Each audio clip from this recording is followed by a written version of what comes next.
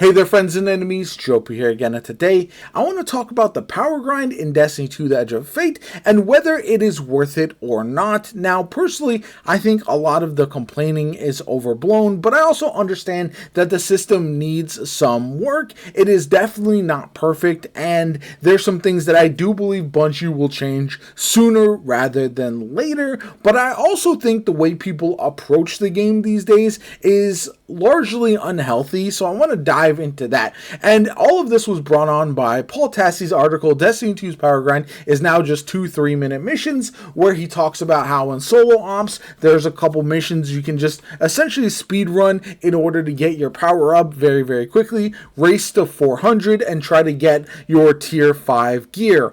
But I would argue all of this is unnecessary, especially because it seems like the majority of people who are doing this are burning themselves out on the game and not having a good time. Now, I say it's very funny to me that people will keep choosing the most efficient, least fun way to play a video game, then wonder why they aren't having fun anymore. Now, this is a little bit hyperbolic at the end of the day. I do think that there's people that enjoy the grind. This doesn't apply to everybody, but it does feel like the people who are complaining the most and the loudest about the way the portal system is working are the people who are essentially only spending all of their time in solo ops because it is the most efficient way to do things. Whereas I would argue that if you play a bit more of the variety, if you take advantage of whenever you have multiple bonus drops to play some PvP, you play Arms Week, you play Vanguard, you play with friends, not only Pinnacle and Vanguard ops as well, that's going to be a lot more enjoyable. Yes, the grind might be slower. I understand there are people who only care about getting their tier 5 gear as soon as possible, but I would say that it's largely unnecessary because there's really nowhere to use that tier 5 gear to its maximum potential. There's not really a lot of content in the game that is so difficult that you need tier 5 gear in order to complete it. And again, if you're somebody who enjoys the grind, who feels like this whole system is set up for you to grind it and you enjoy doing the same activity over and over and over again for hours and days, by all means, have fun with it. That's fair.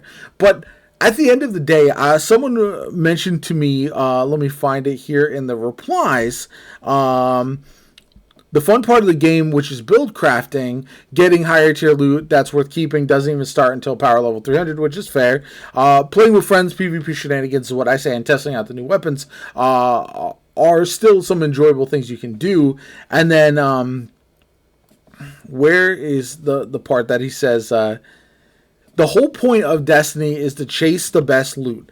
That's been the premise for years. The best loot is time-gated until you start to hit 350 power. And I say the whole point of any video game is to enjoy it as a hobby. Your tweet is exactly what I meant. The OP, if you have fun grinding, then by all means. But once you stop enjoying yourself, it's time to switch things up. And he goes, why is it on me to make things interesting for myself? Because at the end of the day, you're playing a video game. You are doing an activity that's supposed to be a fun hobby. And I think that's the part that people lose sight of with the Destiny community. They look at this as a grind that absolutely needs to be done as quickly and efficiently as possible.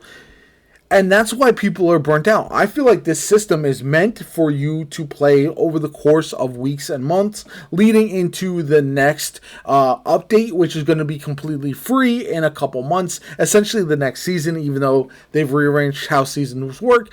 But that is where you're going to see some of the advantage of having your tier 5 gear, in my opinion. And there's also going to be some other activities you'll likely see that as well. And I played a lot of Trials this weekend. Power leveling in Trials was pretty enjoyable for me personally. I do feel like it's one of those where might not be for everyone necessarily, but for me, I felt like it was a good time. It was worth running, and I did have some fun in that playlist. Same thing when I'm running with friends. We can do some of the various missions that are on that are available. We can again do Pinnacle stuff. We can do Vanguard stuff and just kind of tailor the experience as we want. Test new stuff.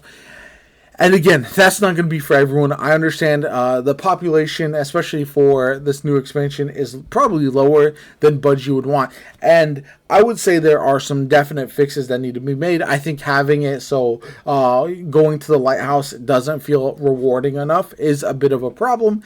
Making it so none of the dungeons or even the raid, the new one, really provides you with higher tier gear when you're leveling up as much as you might like. I think that is a problem. I think if dungeons and raids, as well as trials, were included in Portal in a way that allowed you to not only increase your level a little bit quicker, but also get some of the best gear that you can use with this season, and eventually you're going to have that gear in those harder modes of the raid, in the harder version of Master Dungeons, where it's going to be worthwhile to tackle with a perfected Tier 5 build. That's when you'll see a system like this start to shine. And I do think that'll happen eventually.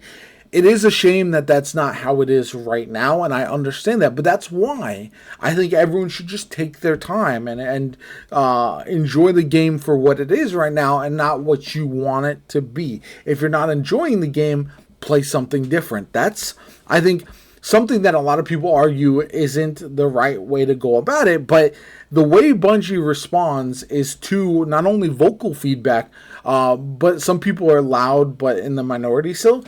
Player-based numbers and fall off and all of that, I think, affects them more than anything. So it pushes them to be more aware that the changes that they've implemented haven't worked as they thought. So that's something to keep in mind, in my opinion. Make your voice heard with your playtime. But I just think some of the complaints, some of the worries, like, yeah, I play solo ops for a bit, but I'm not playing it for 4 or 5 hours in a row. It's just incredibly tedious, and I think it's the quickest way to burn yourself out in Destiny 2. But I'd love to hear from you guys. What am I right about? What am I wrong about? Are you grinding to 400 to the Tier 5 gear? Is that the only reason you're essentially playing the game? I'd love to hear from you guys. It just feels very strange to me right now with the way the community is acting, and I don't see anything adjusting with that in the near future. Maybe not until the next free update that does launch in a couple months. But anyway, let me know what you guys think in the comments down below. Like the video as always, comment, subscribe, have a good one, and I'll catch you all later.